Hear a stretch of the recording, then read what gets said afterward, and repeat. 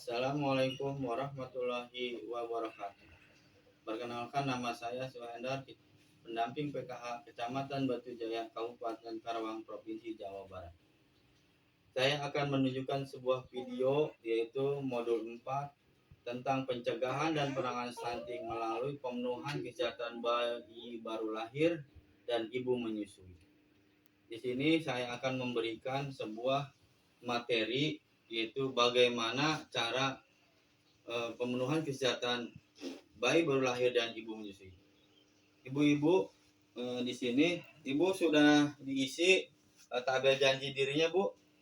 Sudah, Pak. Sudah, iya. Sudah dilaksanakan programnya? Sudah, Pak. Sudah, ya alhamdulillah. Kalau begitu ya saya akan menjelaskan.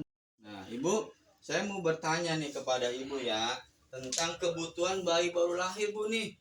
Misalkan kebutuhan fisik. Contohnya apa sih, Bu? Menyusui. Ya, diberikan susu. Siapa yang memberikan? Nah, ya, Pak. Iya, bagus. Tepuk tangannya. Bagus. Dan kebutuhan mental. Itu yang diberikan apa contohnya? Keluarga, Pak. Kasih sayang dari Keluarga. keluarga. Itu berarti yang diberikan oleh kebutuhan mental tuh. Bayi baru lahir itu harus diberikan kebutuhan mental, diberi kasih sayang supaya apa? Itu bisa mencegah ya stunting. Tuh, di situ. Nah, berikan tepuk tangan pada Ibu RT. Inilah diskusi kita seperti ini. Kita lanjutkan. Setelah melahirkan, Bu ya, pemeriksaan kesehatan setelah melahirkan. Yaitu pertama 6 jam setelah melahirkan Ibu nih, harus kita periksa kesehatan kita. Yang kedua, hari keempat 28 setelah hari melahirkan. Dan yang ketiga, hari ke-29 sampai 42 setelah melahirkan. Ini setelah melahirkan harus diperiksa kesehatan, Bu ya. Nah, yang kedua, gizi bagi anak baru lahir. Ibu menyusui nih, bayi lahir dan ibu menyusui. Segera lakukan inisiasi dini. Ya. Nah, disebutnya IMD, inisiasi menyusui dini. ASI yang keluar pertama yang berwarna kekuningan, yaitu yang namanya kolesterol, itu sangat bagus untuk mencegah kekebalan tubuh. Berikan pada bayi, jangan dibuang. Biasanya kebiasaan ibu-ibu KPM nih, bayi susu yang pertama keluar berwarna kuning itu dibuang. Padahal kenyataannya itu bagus untuk kekebalan tubuh. Terus yang kedua, berikan hanya ASI saja, Bu, sampai 6 bulan, yaitu ASI eksklusif. Tuh ya. Karena nanti ini selama 6 bulan harus diberikan ASI, jangan makanan yang lain. Karena usus yang bayi tersebut belum siap untuk menerima makanan. Jadi hanya bayi saja. Kebutuhan air minum ibu menyusui nih 12 sampai 14 gelas per hari. Yang selanjutnya, ibu menyusui makan makanan yang beraneka ragam yang mengandung vitamin, sehingga ya anak yang kita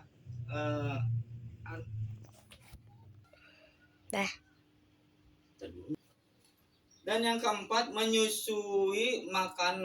Ibu menyusui makan makanan yang beraneka ragam, yaitu yang mengandung karbohidrat, protein hewani, protein nabati, sayur-sayuran, sehingga anak kita bisa terhindar dari penyakit stunting.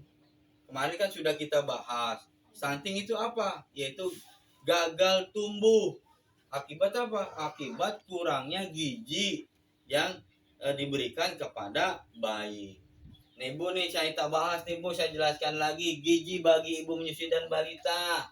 Ya, pertama dengan memberikan ASI eksklusif, MPASI membawa anak ke posyandu dan memenuhi gizi ibu dan anak akan tumbuh sehat, tinggi, sehat dan cerdas. Itu Bu ya. Ya kalau kita memenuhi ASI eksklusif dan makanan yang mengandung karbohidrat. ASI eksklusif Bu nih, ASI eksklusif. ASI saja sampai 6 bulan.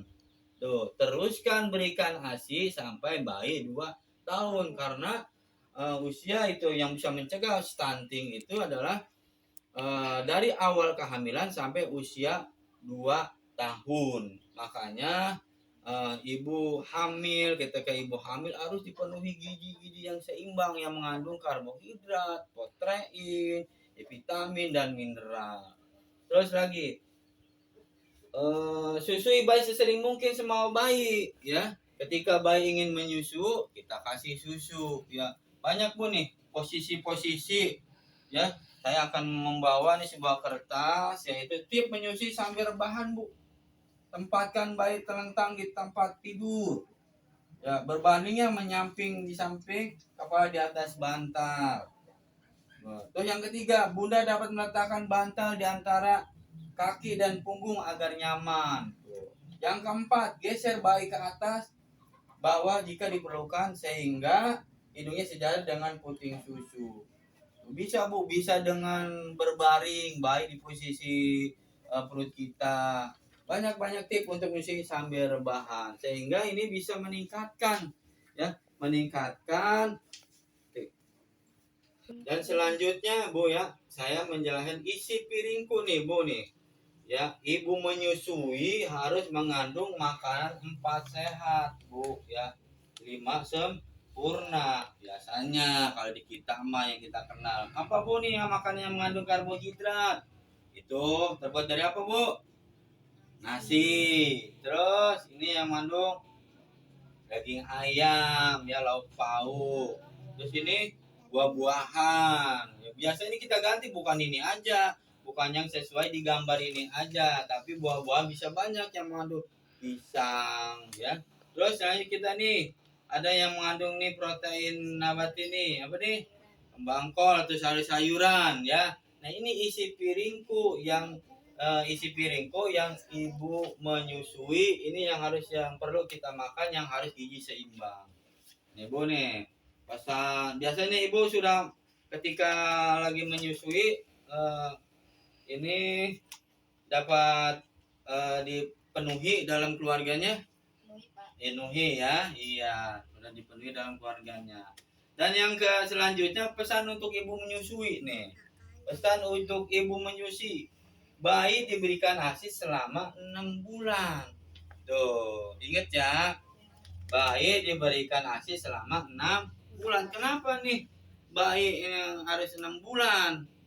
Jangan kurang 6 bulan, biasanya di kebiasaan di kita tuh ya sebelum 6 bulan sudah diberikan makan yang lain. Nah, ini tidak bagus Bu untuk buat perkembangan ususnya. Ya. Yang kedua, lanjutkan ASI sampai 2 tahun.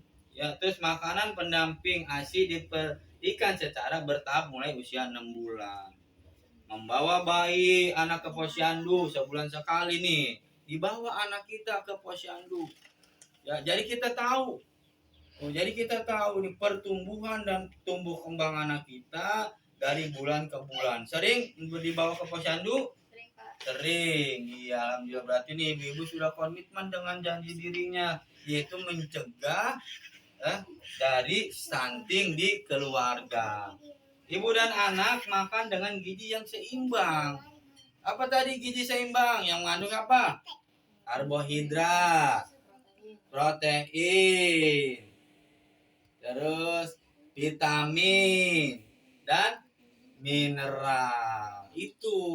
Jadi kalau memang nih ibu menyusui terpenuh vitamin dan gizinya sehingga dapat mencegah dari stunting. Apa tadi yang tadi disebutkan stunting? Stunting adalah pertumbuhan usia anak ya karena gagal tumbuh. Jadi dia lebih pendek dari biasanya akibat apa tadinya? Kekurangan gizi. Gitu. Ya. Makanya dan juga di sini peran ya Bu ya, peran keluarga juga sangat penting dalam ya, dari suami juga mendukung ya dengan memberikan kasih sayang, dengan memberikan asupan gizi kepada ibu yang menyusui dan bayi yang baru dilahirkan.